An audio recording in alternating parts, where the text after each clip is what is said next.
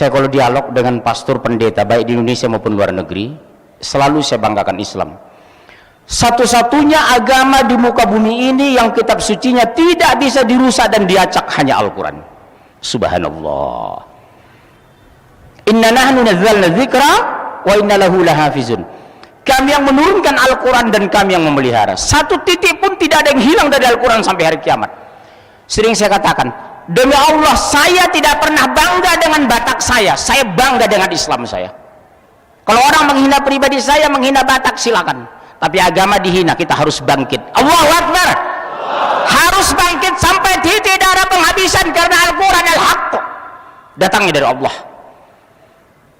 Kalau pribadi kita dihina, puji Allah, subhanallah. Tapi kalau Al-Quran dihina, kita harus bangkit demi Allah. Kenapa kita bangkit membela Al-Quran? Wa tammat kalimatu rabbika sidqa wa adla. Telah sempurna kalimat Allah, namanya Al-Quran, sidqa wa adla, benar dan adil.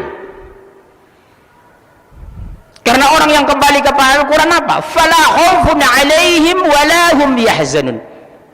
Siapa yang patuh kepada Allah, mengikuti perintah Allah dalam Al-Quran, dijamin fala khaufun alaihim wala hum yahzanun. Tidak ada kekhawatiran bagi mereka dan tidak bersedih hati. Orang yang pada Al-Quran tidak akan pernah sombong ketika kaya, tidak minder ketika miskin, tidak merasa hina ketika dilecehkan orang, tidak pernah bangga ketika dipuji. Itu orang beriman, Pak. Kita jadikan Al-Quran bahasa bacaan terbaik, sandaran hidup kita. Bisa? Insya Bapak tahu sekarang. Pernah ke Amerika? Pernah ke Amerika? Belum? Kasihan ya.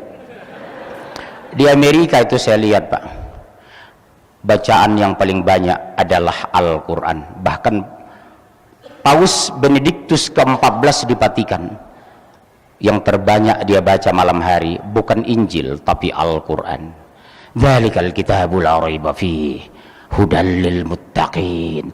Inilah kitab, tidak ada keraguan di dalamnya. Kenapa tidak diragukan? Yang menurunkan Allah yang Maha Tahu, yang membawa malaikat Jibril yang tidak dusta dan tidak pelupa, yang menerima Rasulullah yang sempurna, yang mendapat hidayah kita sampai hari ini di Indonesia. Sebuah bacaan yang mulia, enak dianalisa, gampang dibaca, menguntungkan mengamalkannya, berdosa meninggalkannya. Itulah Al-Quran, subhanallah. Keunggulan kedua umat Islam selalu bicara saya depan pastor dan pendeta. Pak pastor, demi Allah, satu-satunya agama di muka bumi ini yang orangnya bersih, suci, hanya Islam dan umatnya. Contohnya apa? Tidak sah kita sholat kalau tidak berwudu, tidak sah wudu kalau tidak air suci dan mensucikan.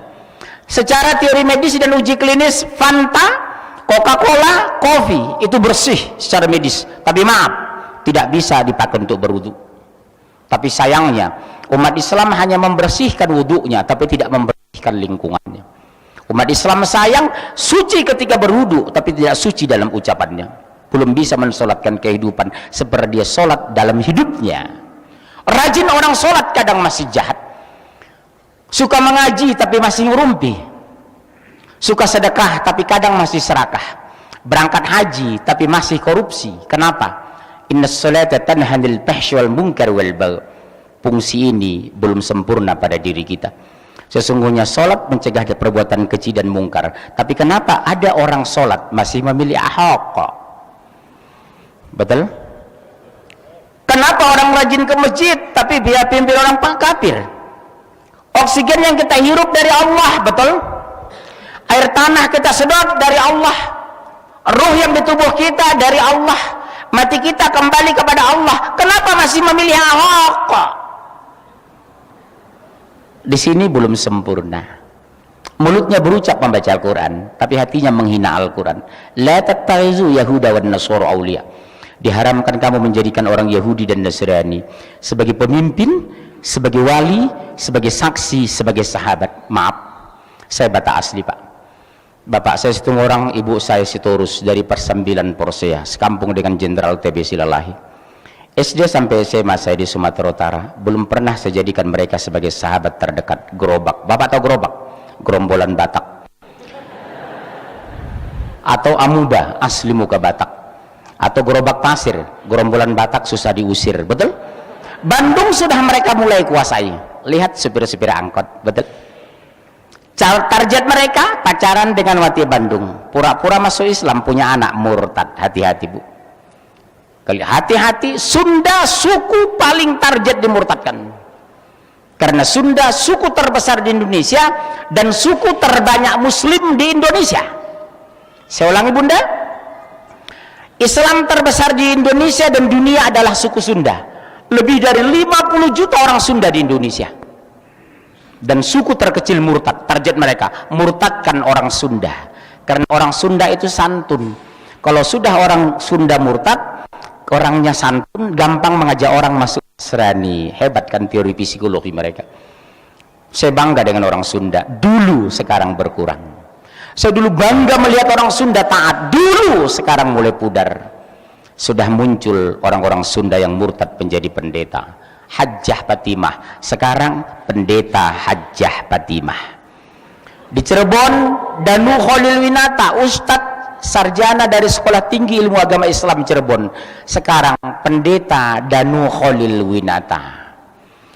Dulu saya bangga demi Allah, bangga dengan Sunda. Sekarang kebanggaan itu mulai pudar. Sudah kupergoki orang-orang Sunda di Cianjur, Sukabumi, pindah agama, bangga dengan Nasrani. Subhanallah. 2 bulan lalu saya takbil akbar di Sukabumi. Neneknya masih pakai hijab, cucunya sudah bersalib digendong. Tapi orang mah cicing wairi ditu, abdi mah bingung kumaha. Cicing sadana. Yang kedua, selalu saya banggakan ketika saya dialog dengan Nasrani. Demi Allah, kenapa kami orang Batak rabi-rabi masuk Islam? Saya bilang, satu-satunya agama di muka bumi yang bisa dipertanggungjawabkan secara ilmiah hanya Islam. Makan kita teratur, makanan kita halalan thayyiban. Kenapa Bunda disuruh berhijab menutup aurat? Kenapa kita berbusana santun menutup aurat? Karena kita agama mulia, agama tinggi, agama calon surga. Kenapa orang Nasrani tidak ada peraturan, semua bisa dimakan, orang-orang kafir busananya tidak jelas? Jawabnya, karena jatah mereka neraka jahanam. Kenapa kita banyak diatur? Karena kita mulia dan tinggi, kita agung dan calon surga. Kita harus bangga, tanamkan kepada anak, demi Allah nak, kamu harus bangga sebagai Islam, satu-satunya agama yang benar. Inna dina indallahil Islam. Begitu kamu murtad, neraka jahanam. Anak saya 3 laki-laki Pak. Saya bilang sama anak saya, demi Allah nak, 1 menit pun ayah tidak bisa masukkan kamu ke surga, 1 detik pun ayah tidak bisa mengeluarkan kamu dari neraka. Agar kamu masuk surga, qul ati'u Allah wa ati'ur Rasul, patuhi Allah dan Rasul. Ayah tidak pernah bangga dengan kamu yang S2 dari Jerman. Ayah tidak bangga melihat kamu fasih 3 bahasa asing. Yang membuat ayah bangga terhadap kamu nak hanya 2. Di hari kematian ayah nak, kamu imam jenazah. Di hari kematian kamu nak, kamu husnul khotimah. Itulah kebanggaan ayah sama kalian nak. Di hari kematian ayah, kamu imam jenazah ayah nak. Jangan panggil ustadz mensolatkan ayah. Di hari kematian kamu, kamu husnul khotimah. Itulah anak kebanggaan dalam pandangan ayah dan Islam. Bukan berapa banyak rumah yang kamu punya, bukan berapa banyak mobil mewah yang digarasi kamu, bukan berapa miliar deposito yang kamu simpan, tapi di hari kematian kamu nak, husnul khotimah. Sepakat Bunda? Tanamkan kepada anak-anak, mama, umi, demi Allah nak, tidak bangga kamu kaya raya ketika kamu tidak mengenal Allah.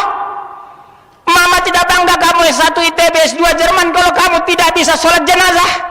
Mama tidak pernah bangga rumah kamu mewah di Bandung kalau kamu tidak bisa baca Al-Quran. Demi Allah nak,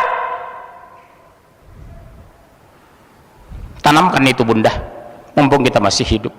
Bisikan kalimat itu ke kuping mereka. Usia ibu sudah lanjut nak, sementara sholat kamu masih banyak tinggal. Apakah setelah kematian ibu kamu masih masuk masjid nak? Apakah setelah kematian ayahmu kamu masih mengenal Quran nak? Lihat Cianjur, Sukabumi, sudah dibangun pusat Katolik terbesar di Asia. 4.500 hektar sudah mereka kuasai. Saya harapkan harusnya hadir hari ini Kang Emil dengan Kang Aher. Saya nggak tahu apakah hadir di sini. Karena penanggung jawab besok di padang mahsyar terhadap orang Sunda selama periode mereka. Satu saja orang Jawa Barat murtad, demi Allah gubernur bertanggung jawab. Satu saja orang Bandung murtad, demi Allah wali kota bertanggung jawab di padang mahsyar yaumil akhir. Panitia ada mengundang gubernur dengan wali kota? Itu sayangnya. Kenapa nggak diundang? Saya Pak, kalau turun ke Sumatera, saya perintahkan wali kota, kejaksaan, dari kepolisian, mereka hadir. Suatu saat, saya ceramah depan pejabat tinggi di Sumatera Pak. Apa saya bilang Pak, demi Allah Pak Bupati, Pak Wali Kota, saya bilang, satu saja lapar, satu saja murtad di kabupaten dan kota yang Bapak pimpin, demi Allah Bapak bertanggung jawab di padang mahsyar, wallahi. Apa yang terjadi Pak? Begitu turun semimbar, bangkit bupatinya, saya dipeluk menangis. Terima kasih Pak Munzir, cuma Bapak yang berani menegur saya seperti ini.